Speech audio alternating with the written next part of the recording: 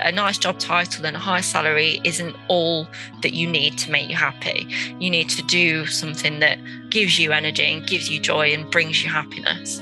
And you're not going to get that no matter how high your salary is if you're not happy in what you're doing. Welcome to Career Relaunch, the podcast dedicated to helping you reinvent your career. My name is Joseph Liu, and I'm here to help you gain the clarity, confidence, and courage to overcome the challenges of changing career paths so you can do more meaningful work and truly enjoy your professional life. In each episode, I feature people who have decided to step off the beaten path to reinvent their careers and do work they find more fulfilling. We talk through their unique personal stories, the challenges they overcame, and the lessons they learned to help you understand what it takes to relaunch your own career. Today, my guest is going to share her story of relaunching her career as a teacher to become a marketing and PR executive. We're going to talk about why salary isn't the only key measure of your professional success and the importance of climbing the right ladder in your career. Afterwards, I'll talk about how I made my own decision to take a salary hit when I relaunched my own career. Today, I'm speaking with Alex Spencer, who started her career as an English lecturer teaching 16 to 18-year-olds at a further education college in England, but eventually changed career paths to become a PR and marketing executive at the online gift retailer Prezibox.com. On the side, she also freelances as a content writer and volunteers for Now You, a nonprofit organization helping to tackle some of the world's most pressing environmental and social problems. And she's also the mom to one. Now, you may recognize Alex's voice because she was the person who called in to share her story at the end of episode 76 featuring Tommy Kelly of Sound Drinks. In her voicemail, she mentioned that being good at something doesn't mean you necessarily have to stick with doing that as a career, and that the idea of starting over, while scary, shouldn't be the only thing that stops you from pursuing a career path that truly interests you. So I thought we could talk a little bit more about these topics because they do come up a lot with the career changers I cross paths with, and I hope you enjoy hearing more of her story today. You can get all the show notes from today's episode at careerrelaunch.net/78. Alex spoke with me from Derbyshire, England. And for all the Brits out there, I'm very sorry. That is my best attempt at a British accent. Hey, Alex, at least I didn't say Derbyshire. Okay, good morning, Alex, and welcome to Career Relaunch. It is great to have you on the show. Thank you so much for having me. No, it's great to be here. Thank you. So we got a lot to cover today. I definitely want to talk about your time as a teacher and how you made the shift into marketing. But I would love to start by just getting a glimpse into what is keeping you busy right now in your career and your life. So at home, I have a husband and a daughter who is only 16 months and she's just started walking. So she takes up an awful lot of time and energy and she's the most wonderful thing, but she is always on the go. So I'm surprised that I do have the energy to work alongside it. Somehow I managed to go to work for Prezibox. So we're one of the leading online gift retailers in the UK. And I work as a marketing and PR executive at Prezibox. They are just a wonderful company to work for. I can't praise them highly enough. And I'm basically at the moment trying to focus on learning as much as I can about marketing, the broad sort of spectrum really of SEO, PR, social, content marketing. That's what I'm focused on at the moment, learning as much as I can. Okay, and for those people who are not super familiar with the geography of the UK, can you give a glimpse into where you're based and what your setup is there? So I live in the Midlands. I can say where it is, but nobody would ever heard of where I live because it's a very small town in the Midlands. So essentially I live near to Derby, quite near to Birmingham, and about 2 hours from London, just to give it some context. It's quite nice and quiet where we live in the Midlands. And then I work in Warwickshire, again in the Midlands, in a converted farmhouse. And we actually have office dogs and goats, which is interesting to say the least. Oh, wow. So you've got quite the scenic setup over there then. Yes, absolutely. It's certainly nowhere near a city and not the sort of typical office block that you would imagine. It's basically a farmhouse sort of down a country lane. We have a big field outside and that's where the office goats and dogs currently reside. Although we're not in the office at the moment still. We're going in a little bit. Obviously, with the pandemic, we were remote working. We started to go back in a little bit, but not fully. So we are all missing the animals quite a lot, although they are being taken care of, just in case anyone was panicking about that. Yeah, interesting. I've heard of office dogs. I have to say, Alex, this is the first time I've ever heard of an office goat. So yeah, I'll have to come out and check that out at some point. We like to do things differently. Yeah. I know you mentioned you're working in marketing and PR right now. I know you haven't always worked in that sector. Can we go back in time a little bit and start from the beginning? Can you tell us about your time as a teacher and what you were focused on, the types of students you were teaching at the time, and then we'll kind of go forward from there. Yeah, absolutely. So basically, I suppose my first sort of what people might say real job after university was I was a teacher. So I was teaching in a further education college in the UK. So 16 to 18-year-olds who'd just left compulsory education and are going on to study whatever they would like to study. So engineering, travel and tourism, more vocational subjects really. And it was my job to teach them English. So it's a strange one. I wasn't a teacher in your conventional sense. So the students I taught were the students that hadn't quite managed to get the grades that the government likes them to get, basically. So the equivalent of a C grade. So it was my job to teach them their English again, essentially. And so, yeah, it was very interesting because understandably, as a 16-year-old going into education, finally being able to choose what you want to do, and then to be told, oh, hang on a second, you've got to do your English again. To many of those 16-year-olds, that's quite frustrating, understandably. And had you always wanted to become a teacher? How did you get into the field of teaching? No, my life is just a series of falling into things. Thankfully, now that I've fallen into marketing, I've kind of realised that this is what I want to do forever and it's the best thing that ever happened. But in terms of teaching, in my interview, I was actually being interviewed for another position in the college, and I mentioned that I might like to look into English teaching in the future. Fast forward, not even 24 hours, I'd been offered a position as an English teacher. So yeah, it was something that was on my mind, but not something that I'd thought it's my life ambition. Okay. And you mentioned this is a further education college and that these are 16 to 18-year-olds who were there learning English but didn't necessarily want to be there learning English. Can you describe the student profile and the learning environment there? They were absolutely amazing young people. I learned so much from them. Their resilience, their thirst for learning was amazing. It's just that, again, understandably, they wanted to be there to learn their chosen vocation.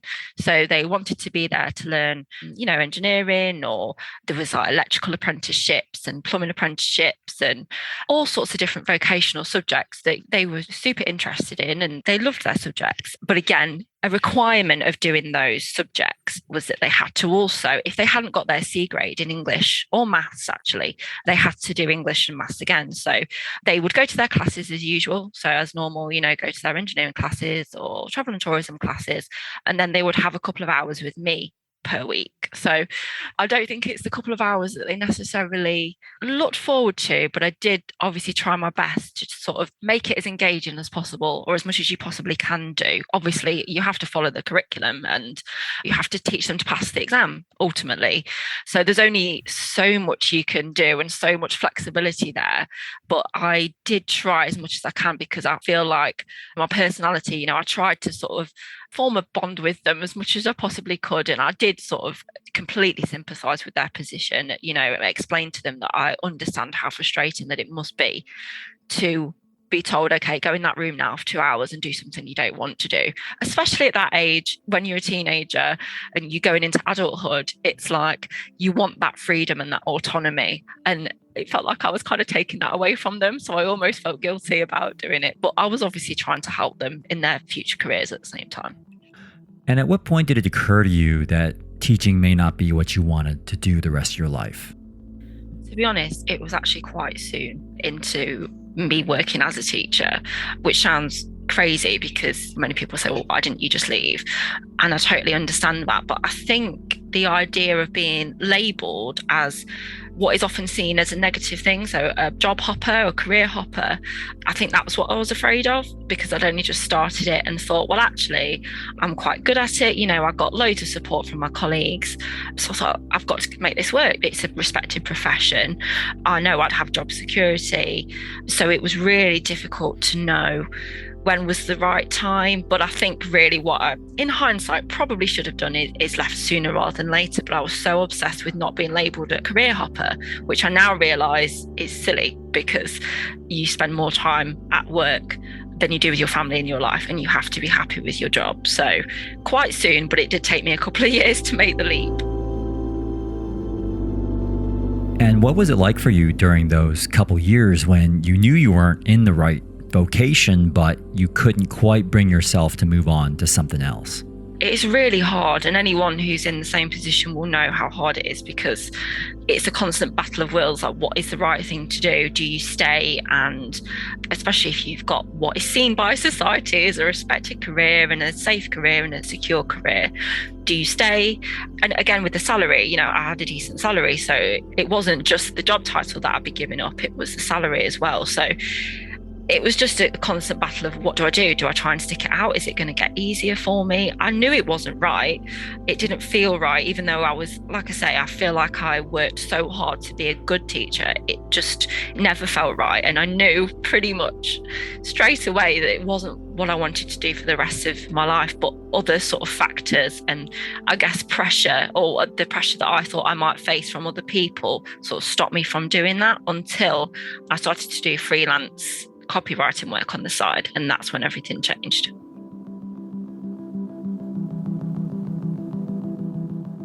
Yeah, let's shift gears. Let's talk a little bit about that. So you started doing copywriting on the side. How did you get into that, and how did you find your clients?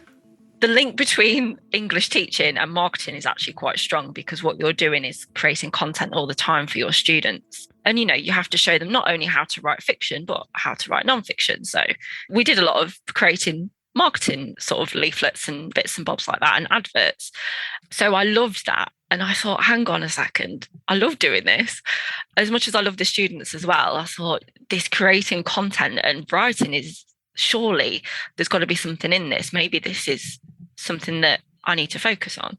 So I started to freelance as a copywriter, thinking, well, if nobody hires me, that's fine. It's not my full-time job. But I went on Upwork and actually started speaking to a lovely lady who I thought, oh my gosh, she's willing to pay me to write. This is crazy. And, I did some content for her blog. And then basically that's how it started. So I got a couple more clients and thought, people are paying me to do this. Maybe it's something that I can do full time, because that was the job that was giving me energy rather than taking it from me. I think if you're coming home from work every day feeling burnt out and feeling lethargic and so tired, it's definitely a sign that things are not quite right. You mentioned Upwork, and I'd like to talk about that for just a second for people who are not familiar with Upwork. So Upwork is one of the many online freelancer marketplace platforms out there. And there are, I guess, tens of thousands of freelancers on these sites. How did you get started on Upwork? Like, how did you build up your profile? Did you just literally put up a headshot and then put up a quick description of yourself? Could you just give a glimpse into how you got started on that sort of a platform? It is really daunting, actually, certainly, because when you go on it, like you say, you realize how many thousands of freelancers you're kind of competing with. And I'd never been paid to write before. So what I did, I'd obviously built up quite a sort of portfolio almost by creating content for my students. So I kind of used that basically as a portfolio and put some work up. And I think finding your niche is a really good way of going about it. So I was really interested in sort of like healthy eating and healthy living. So that's the angle that I went down, and I searched for jobs that would involve creating content around that topic, because it was something that I was genuinely interested in. That's how I found my first client. And I think the fact that in my proposal to her, I explained that enthusiasm, she said that that's why I stood out, because I didn't just say, oh, well, I really like writing. Can I write for you? I said, I really like writing. Can I write for you? I really like the subject that your blog is about. And I think I can add a lot of value to it. Yeah, that makes a lot of sense. I guess the temptation when you're just getting started on these platforms, Alex, is to try to be everything to everyone. But actually, by being more specific, it's easier for people to understand what to do with you, and it's easier to stand out. Because I guess as somebody myself who's hired people on Upwork, I'm definitely looking for specialists who focus on a particular area. So that's a good point about that. I also want to talk a little bit about how you went from this freelance work into the work you're doing right now. And I know before we started recording, you kind of walked me through this process, but can you just tell me how you uncovered this opportunity to work more full-time in marketing? After sort of maybe a couple of months of freelancing, it wasn't very long at all, I started to look into full-time jobs thinking, okay, well, I might have to take a pay cut, but I love doing it. And like I said before, it's something that gives me energy and makes me happy and makes me smile rather than taking my energy from me. I thought there's got to be something, someone's got to give me a shot, even though I've got no experience. Yes, I might be starting at the bottom of the ladder again, but for me, it was completely worth it. So I started to look into jobs and I saw this position as a copywriter at PreziBox. Where did you find the ad? Was it just on their website or? Just on Indeed, actually. Okay. So job recruitment platform. Okay. Yeah, exactly. I'd not really looked at many, but Indeed was just one of the first ones that I looked at and looked for. And a lot of copywriter positions actually were in London. And because I live 2.5 hours away from London, that is just not something that I could do. There's no way I could commute to London, even though that's where all the jobs were. And there was no way of me moving there. I was a bit hesitant about changing careers because I thought, well, there can't be that many marketing positions in the Midlands, but little did I know there's plenty. So I saw this copywriter position, and instead of just sending over a CV, which is what it actually asked for, I actually wrote. So PreziBox is an online gift retailer, so we sell lots of awesome gifts. So I went on the site and I actually did some product descriptions for some of the products that were on the site, sent them over to the managing director, and he gave me an interview because I was the only one that had done that, basically. So I'd gone above and beyond, and it's obviously not something that everyone has time for. But if you can go above and beyond, obviously, of course, that's going to make you stand out. So that's how I got the interview. Yeah, that's really interesting because I think it can be very daunting to try to approach a job application process as somebody who doesn't necessarily come from that more traditional linear background. And then you're going into the interview itself trying to sell yourself as somebody who can take on this role. Can you tell us a little bit about the interview and how that went for you? Yeah, it is very daunting, isn't it? Very daunting, unless you've got lots of years of experience. Like you say, you're going into a room and saying, hi there, I haven't done this before, but right. Yeah, I promise I could do it. Exactly. It's a very bizarre situation, especially for graduates. That's just normal. But because I'd been out of uni for a few years, I was really, it was a difficult thing to do, to be honest, to start again. But yeah, the interview was amazing. And PreziBox is a very informal, sort of family-friendly environment. So it wasn't what I was expecting at all. So I arrived dressed very formally with my portfolio in hand and my degree certificate and all my qualifications, thinking, okay, well, I don't know what this is going to be, but I'll be prepared. And it was just more like a chat. The managing director was just amazing. He was so funny. He made me feel so at ease. Yeah, and it was the most fun I've ever had in an interview. And I got my degree certificate out and said, do you want to see it? And he just wasn't interested, not in a negative way. Right. It's just that he valued enthusiasm more than pieces of paper. In fact, our chief operations officer at the moment, he didn't have any qualifications in marketing. He sort of started at the bottom at PreziBox and worked his way up right to the top. So yeah, there at PreziBox, it is more about you as a person and what you can bring to the company. They're not so bothered about your qualifications. So what happened after the interview? They sort of said they were really interested in taking me on, but that was for a temporary position, actually. I forgot to mention that. So that would have been a temporary role for 3 months. So I was having to make this really big decision. Okay, do I leave this secure, permanent job that I'm quite good at, And I think I would have, had job security there. Do I leave that? And do I leave this respected profession to do something that my family didn't even know? My family didn't understand what copywriting was, which is fair, because I don't think I really understood when I was at university or when I was younger what copywriting and marketing was either. But, do I leave that secure job to do a temporary role and taking a big pay cut as well? About £10,000 less it was this job. So yeah, it was a difficult one. And me and my husband had lots of long chats about it, thinking, can we make this work? Is it the right decision? Is it sensible? And to be honest, it wasn't sensible, but we made it work and I did it anyway. And yeah, the rest is history. And now I'm still there. I see. So you're talking about some pretty major, I guess, trade-offs to consider there, which is permanent to temporary. You mentioned a major pay cut. What ultimately tipped the scales for you to decide that, yeah, I want to do this? It's a really tricky one because not everybody is in the position to take a massive pay cut. So it's not something that everyone can do. But if you are in a position to take a pay cut for something that you genuinely enjoy, it's the best thing that I've ever done. Of course, you have to adapt, in terms of your lifestyle if you're taking a big pay cut. But if you are happy when you get home from work and if you are doing a job that brings you joy, the two don't compare. And also, you are going to progress salary-wise and in terms of your position much quicker in a career that you enjoy than a career that you're just forcing to make work. So that's what I was doing with teaching. I was forcing it to work. Whereas with this job, I just want to learn everything and I want to progress and I want to do this for the rest of my life. So I've now worked my way back up to my previous salary. I think you could do that much easier if you are doing something that you really enjoy. I know that a lot of people, Alex, when they're thinking about making a move a few years after already investing some time into one career, are very fearful of this idea that I think you've referred to of starting again or starting over.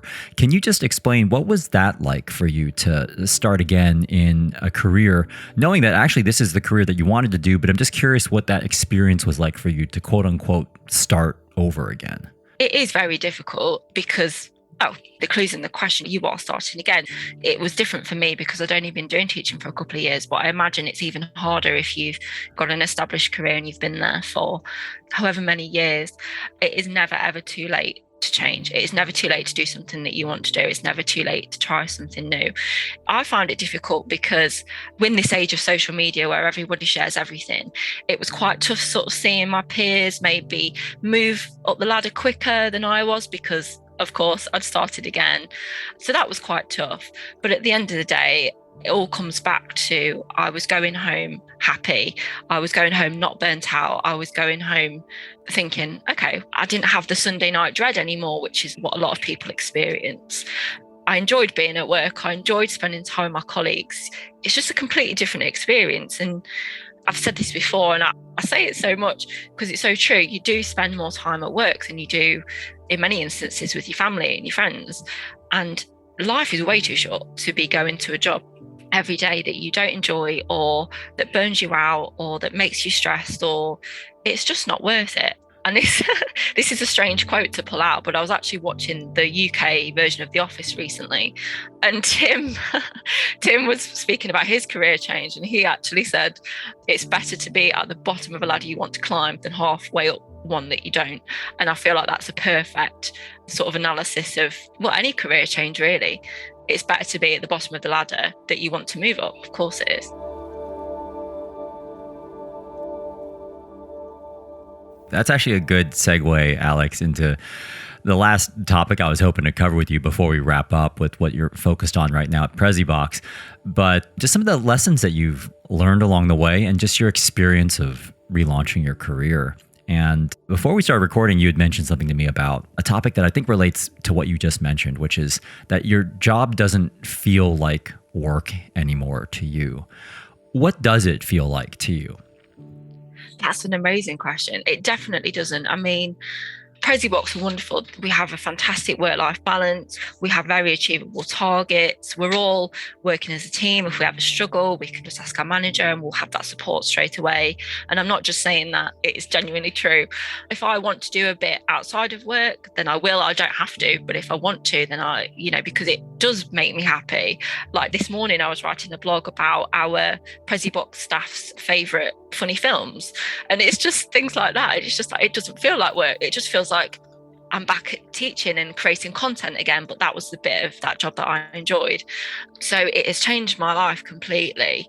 My husband actually was experiencing a similar thing in his job, and because of my career change, he did something similar within his work. And so his work-life balance has completely changed, and it has a knock-on effect with your home life. Definitely, we're both just so much happier now, so much less stressed.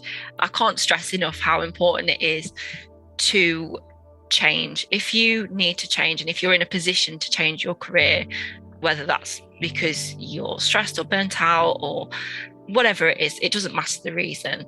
If you're in a position to do so, you have to do it. You just have to do it, because it can change your life completely, and it can change your home life as well. What was something that you were stuck on when you were pondering the career change that you felt you ultimately had to overcome to move forward? One of the biggest things that was stopping me was because I am really terrible at comparing myself with other people. Again, I think because social media really bombards you with people, which is wonderful, people being so successful and moving up the ladder and all this success, which is fantastic, but it can make you feel inferior, and it can make you feel a bit vulnerable in terms of your position. So I certainly had to sort of just ignore the fact that I would be behind in terms of if I compared myself to some of my peers of the same age. And then once I did that and thought, well, you have 40 years or more of working, I've got plenty of time to move up, because I am ambitious and I do want to progress. But what's the point of doing that in something that you're not happy with, and in a career that you're not happy with? So once I'd sort of silence the little voices in my head that were saying, oh, you can't do that because then you'll be behind. Well, what does that mean? Everyone's on a different journey and everyone takes different paths, and you should never compare yourself to other people, because that ultimately will hold you back. I catch myself doing that, and have done that throughout my career, especially during times when I'm thinking about changing careers, is to, you just go onto like LinkedIn and you scroll through and you see who's getting promoted and which new job they've landed at which amazing company. And for those people out there, and I'm one of those people who are stuck on this very common barrier of comparing yourself to others and wanting to keep up with their peers, any advice that you have for people on how to let that go and how to silence that comparison voice inside your head? From a practical perspective, I think taking a break from social media is the first thing to do if you're considering a career change. Because if you're on LinkedIn every day, like you say, which is fantastic and it's lovely to celebrate people's success, but again, it can make you feel really insecure. So I think if you're considering that change, come off of LinkedIn for a while. Don't go on it. Try to stay away from social media in general. Obviously, unless your job depends on it, try to stay away from it to sort of clear your head and say, well, it doesn't matter what they're doing. It only matters what I'm doing. And also, I have known in the past some people who, have fantastic job titles and great salaries, but ultimately are not happy with their job and what they're doing. And so that high salary and job title doesn't make up for that. It's not a good trade-off. I would much rather be, and I think most of us would much rather be stable financially. Of course, you have to be able to afford what you need to afford, but you'd much rather have a lower salary and a better work-life balance and be happier at work when you spend 8 hours plus there a day than having a fancy job title just so that others look at you and say, oh, that's a fancy job title. You can't compare the two. So I think practically coming off of LinkedIn and coming off of anything that makes you compare yourself to other people is my first piece of advice. And secondly, remember that a nice job title and a high salary isn't all that you need to make you happy. You need to do something that, like I said before, gives you energy and gives you joy and brings you happiness. And you're not going to get that no matter how high your salary is if you're not happy in what you're doing. All right. Well, that is great advice. And I would love to wrap up, Alex, with what you're doing right now, and would really just enjoy hearing a little bit more about what you're up to, both in your role at PreziBox, and also can you just give us a sampling of the types of things that you guys sell over there? I've been on your website myself, and there's a very interesting array of products you have on there. Yeah, absolutely. So at the moment, we're, as you might expect, because we're a gift company, we are gearing up to the busiest time of year. So it's already getting busy in terms of Christmas gifts. So we do about 50% of our sales during Christmas, so sort of on the run up to Christmas. So things are super busy right now. We've just come back from an event in London, from a press event where we've met with lots of journalists and wonderful influencers. And we are just gearing up with our Christmas strategy. So we're trying to gear up for this really, really busy time of year right now. In terms of what I'm doing specifically, we're looking at PR campaigns that we can push out for Christmas. And also we're doing a lot of copywriting because we're adding a lot of Christmas products to the site. But like you say, we do have some pretty awesome stuff. We do like putting names and faces on things. So we have like a personalised Toblerone, we have a personalised jar of Marmite. For anyone outside of the UK, it's a very divisive food, Marmite is. I would urge you to try it if you can. You either love it or you hate it. And yeah, so that's what we're doing at the moment. Things are getting very busy. All right. Very cool. And I would definitely encourage people to check out some of the products you have. I browsed around on your joke and novelty gifts, and I spent probably more time than I would have thought I would spend just browsing through that page. You got a lot of really interesting products on there, so I definitely recommend people check out PreziBox. Thank you. All right. Well, thank you so much, Alex, for telling me about your life as a teacher and your shift into the freelance and then the full-time marketing world, and also just the importance of doing work that brings you joy, energy, and happiness. So best of luck with your marketing and PR role there at PreziBox. And also I hope the upcoming holiday season goes well for you guys. Me too. Thank you so much, Joseph. It's wonderful to speak to you. Thank you. So I hope you heard some useful insights from Alex about being specific about what you're looking to do next, the importance of climbing the right ladder, and the fact that job titles and salary aren't everything. Now it's time to wrap up with today's Mental Fuel, where I'm going to share an example of a couple times when I took a hit to my own salary in the service of more important things. Before we get to today's Mental Fuel, I'd like to thank Grammarly for supporting this episode of Career Relaunch. Built by linguists and language lovers, Grammarly's writing app finds and corrects hundreds of complex writing errors so you don't have to. And as a Career Relaunch listener, you can download Grammarly for free by going to getgrammarly.com/relaunch. This is the part of the show called Mental Fuel, where I finish the show with a brief personal story related to one of the topics we covered today and wrap up with a simple challenge to help you move forward with your own career goals. And for today's Mental Fuel, since Alex has been talking about this topic of salary and how salary isn't the only thing that should matter when making career choices, I thought I'd share a couple instances in my own career when doing the things I really wanted to do in my life and career meant taking some hits to my salary. So first off, I want to say that I'm aware that money does matter. First, in terms of status. In my former life in the corporate world, I was very used to salary being used as a measuring stick or as sort of an implicit or explicit measure of your worth, success, or value as a professional. I still remember when I was researching business schools, they actually list out MBA graduates' salaries as a metric you could use to evaluate the attractiveness of a school. I'm also aware that money matters in terms of just making ends meet. Sometimes you just don't have the luxury to take a salary hit. We've all got bills to pay. You may have kids you've got to support. You've probably got mortgage payments or rent to keep up with. So for many of us, having a certain salary is what's literally keeping the roofs over our heads. So with that disclaimer out of the way, I do want to share a couple moments in my own life when I decided that sacrificing a bit of salary was worth it. Although to be clear, my resulting situation was still within the realm of being financially workable. So the first moment happened after I finished my MBA, when I landed my first big corporate marketing role at Clorox, a consumer goods company in the Bay Area. Now, this was between 2007 and 2010, so this was pre-Facebook, LinkedIn, Twitter, and Uber IPO. And although San Francisco wasn't quite as expensive as it is right now in 2021, the city wasn't exactly a cheap place to live even then. I was actually really happy with my salary at Clorox. And in fact, it was the highest salary I'd had in my life up until that point. So the idea of letting go of that salary wasn't exactly easy for me, but I did it when I moved to the UK to be closer to my then girlfriend, now wife, who was based here. When I eventually took a comparable marketing role in the UK, my total compensation was roughly half of what it was when I was at Clorox.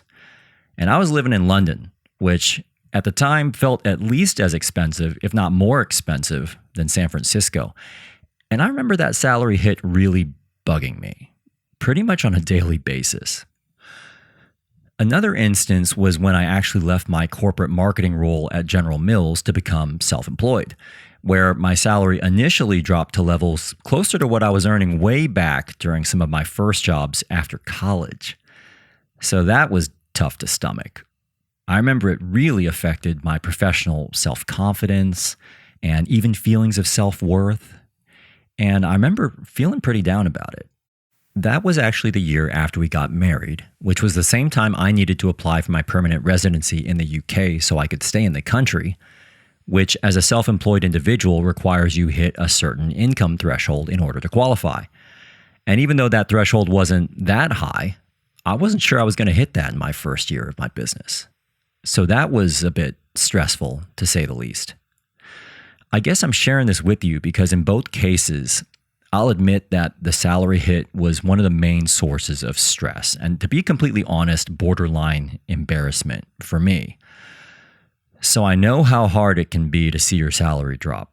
However, what I tried to remind myself of at the time was that even though I was dropping down in the rungs of the salary ladder, as Alex mentioned, I would at least be climbing back up a ladder that enabled me to invest my energy into things I truly cared about that more than offset that salary drop.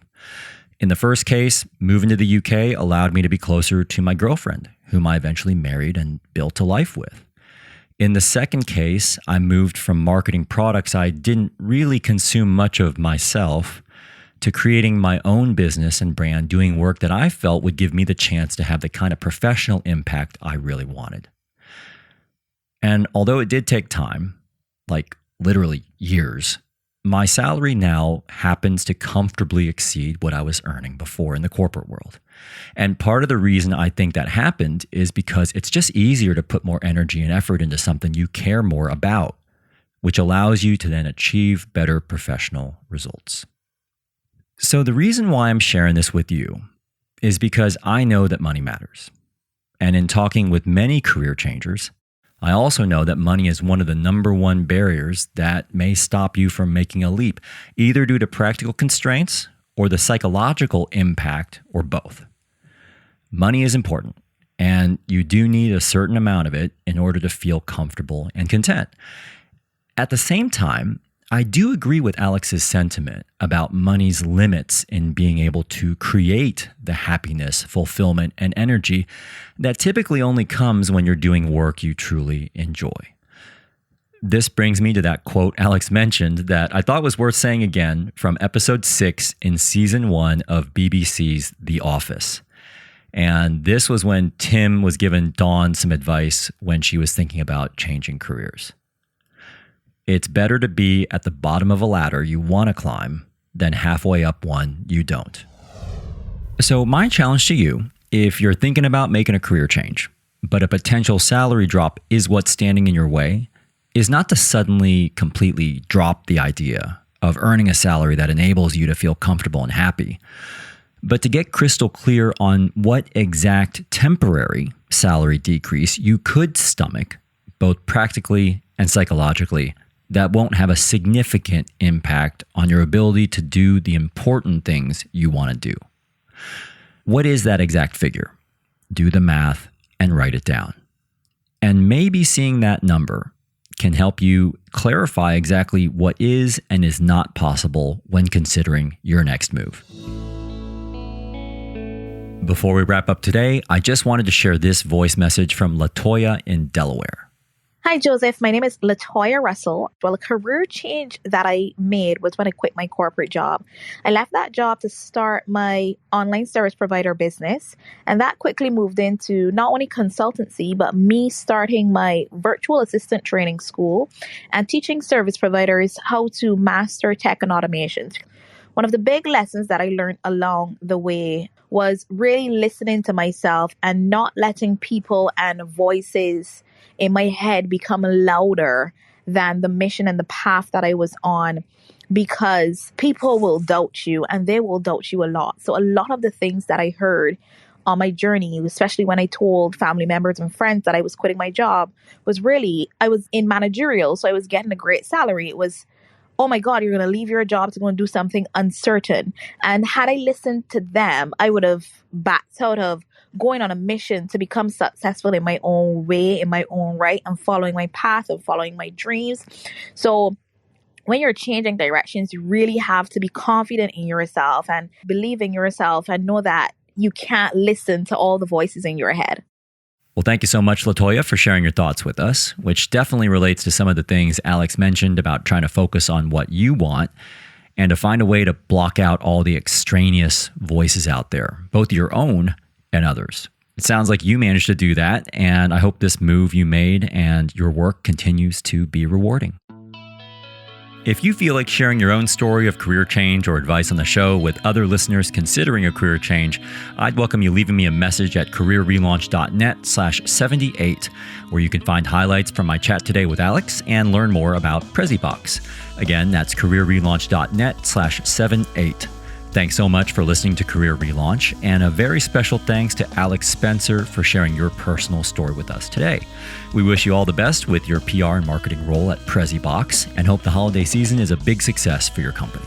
This episode was mixed by Liam McKenzie, our music was curated by Jonathan Rinaldi Pohl, and the Career Relaunch theme song was written and performed by Electrocardiogram. I'm Joseph Liu, and I'll talk to you next time.